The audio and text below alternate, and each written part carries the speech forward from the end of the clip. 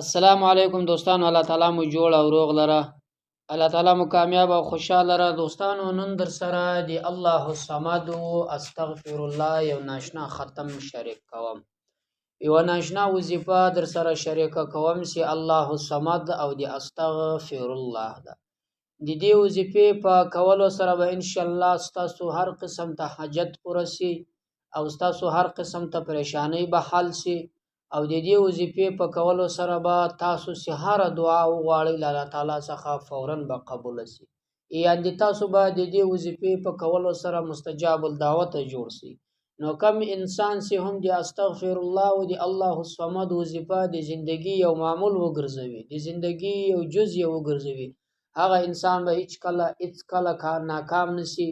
دغه انسان دعا به هیڅ کله رد نشي، دغه انسان حاجت به هیڅ کله رد نکړل شي او دغه انسان حاجت به پوره شي او هغه په خپل مقصد په خپل منزل کې سرته ورسي.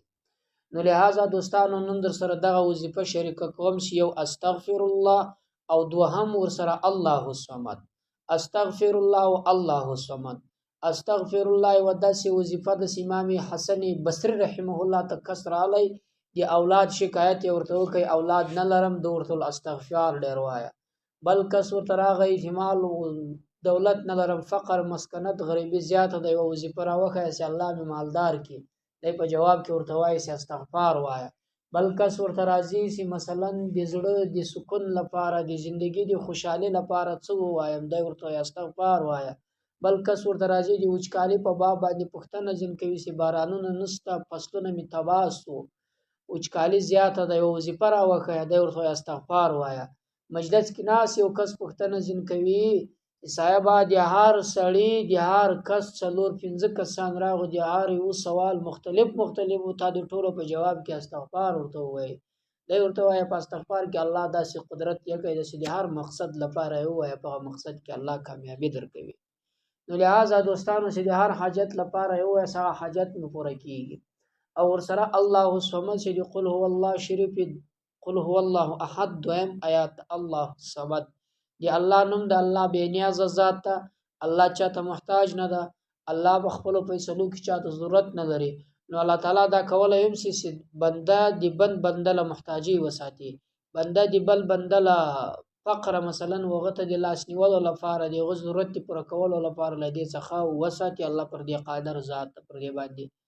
نو موږ دا دعا ده درته ټول مسلمانان یو مسلمان دی الله وبل مسلمان ته نه مجبور کوي، بیا خاص په دې اوس وخت کې او خاص کر دې موږ دغه وظایف او مینوال سی ګوري الله تعالی دې هیڅ کله وبل مسلمان ته نه مجبور کوي. الله تعالی دې هیڅ کله پر دې باندې داسې وخت نه راولي چې دې به مجبور شي او بل مسلمان ته بلاس پورته کی او هغه به دې ضرورت پر کوي. الله دې هیڅ کله پر دې باندې داسې وخت نه راولي.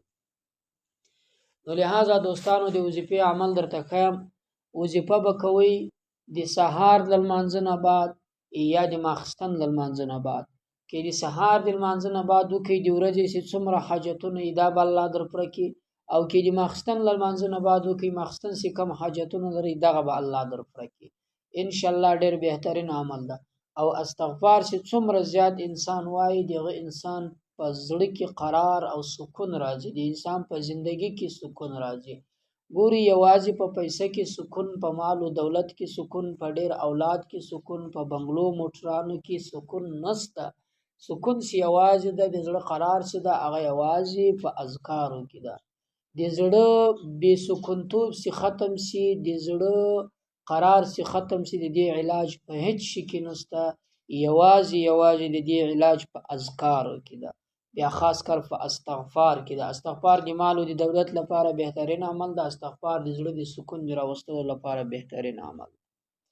نو لہذا دوستانو د سهار منځ کې مو کس لغل مانځنه ولا فارغ سویاس او پر غجای نماز ناس مولاړيږي په سر او پای کې یو اردر شریف په مابینس کې یو نیم سلوار ادا توري استغفر الله استغفر الله دا سکه یو نیم سلوار وایس لغنه بعد بس سلوار الله الصمد الله الصمد په پای کې بیا هغه یو اردر شریف په سر کې مې ویلای وو. د سهار د مانځنه بعد دا عمل، د ماخستن د مانځنه بعد دا عمل. ان شاء الله د دې عمل په کولو سره به الله تاسو په ژوندۍ کې بدلون راولي او لغه نه بعد دعا وکي، دعا به الله قبول کړي. چې هر حاجت وي دغه حاجت لپاره، هر مقصد وي دغه مقصد لپاره یو کوي. الله به تاسو ته په خپل حاجت په خپل مقصد کې کامیابی در نصیب کړي.